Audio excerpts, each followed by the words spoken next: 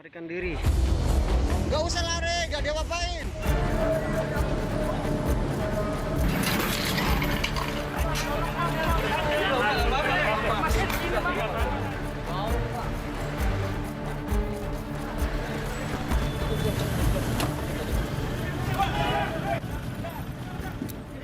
Razia Pemerlu Pelayanan Kesejahteraan Sosial atau PPKS yang digelar petugas Satpol PP kerap diwarnai penolakan, adu mulut, bahkan aksi kejar-kejaran. Lalu, seperti apa sebenarnya proses atau potret dari razia PPKS? Ya, hari ini saya ikut razia pekat yang merupakan singkatan dari penyakit masyarakat. Nah, razia ini digelar menjelang bulan puasa dan dilakukan oleh Satpol PP, TNI, dan juga Dinas Sosial. Ada beberapa yang akan kita razia di sini, tapi hari ini kita akan berfokus ke PPKS, yaitu Pemerlu Pelayanan Kesejahteraan Sosial. Jadi kita akan merazia mulai dari pengemis, kemudian juga manusia silver, dan lain sebagainya. Saya ikut ya Mbak ya?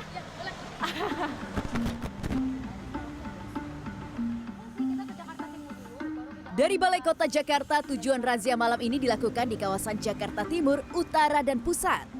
50 personel gabungan disiapkan. Saat ini saya berada di mobil Satpol PP yang petugasnya adalah wanita.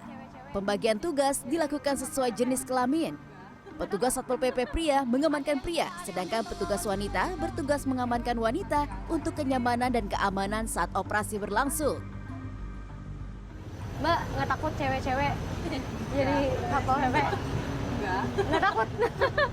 Ada yang suka aneh-aneh atau ngelawan gitu nggak sih Mbak? Apalagi kan cewek. Pasti ada aja sih kalau kayak gitu mah. Terus gimana? Ya udah kita himbau dengan yang humanis aja.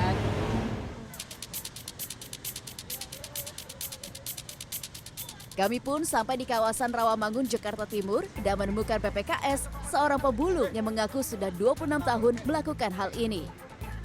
Petugas sempat menemukan uang nominal Rp100.000 dalam jumlah banyak dan satu buah iPhone.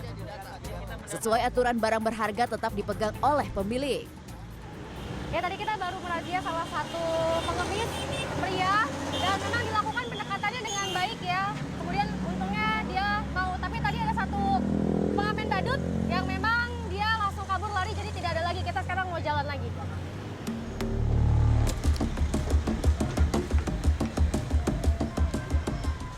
Tak jarang para PPKS kabur menghindari petugas.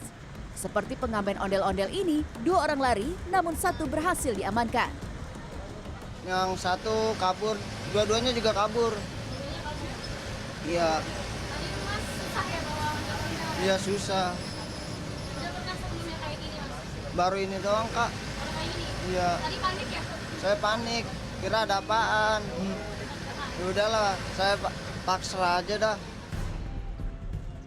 Sejumlah barang disita, mulai dari ondel-ondel hingga gerobak.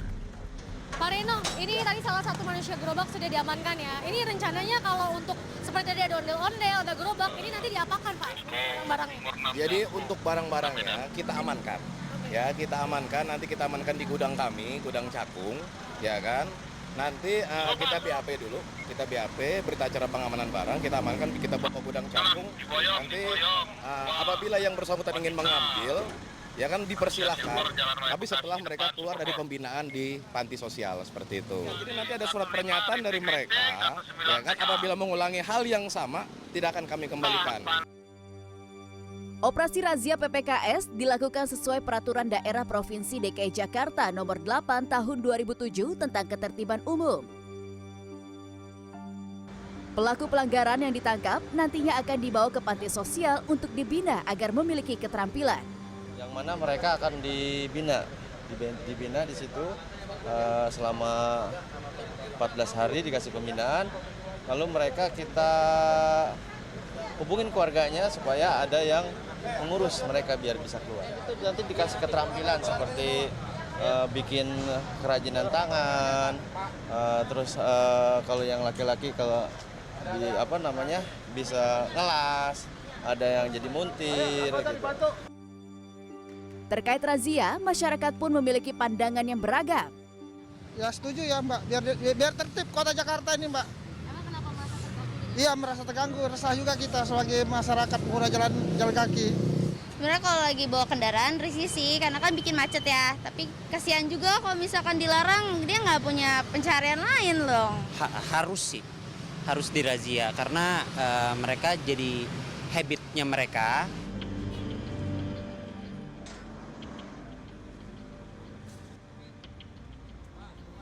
Berdasarkan data Badan Pusat Statistik pada tahun 2019, data PPKS di DKI Jakarta sejumlah 2.661. Pada 2020 terjadi penurunan sekitar 18% menjadi 2.169.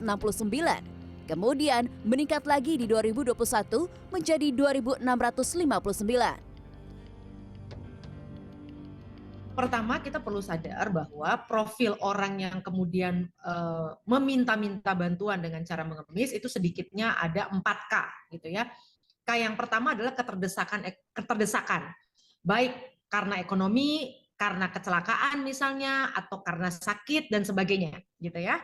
Dengan ekonomi itu misalnya tiba-tiba di PHK dan lain-lain gitu. Itu K yang pertama. K yang kedua kecanduan. Candu itu misalnya dia kecanduan narkoba gitu ya misalnya, kemudian membutuhkan uang yang cepat dan mudah. Maka meminta-minta seperti mengemis menjadi salah satu alternatif jalan untuk bisa memperoleh uang yang cepat dan mudah. Selain itu, kemalasan serta kesempatan seperti memanfaatkan momen bulan suci ketika orang banyak berbagi juga melatar belakangi hadirnya PPKS. Devi menegaskan, masyarakat juga diimbau untuk lebih cermat. Gunakan cara membantu yang tidak membuat mereka bergantung secara terus-menerus.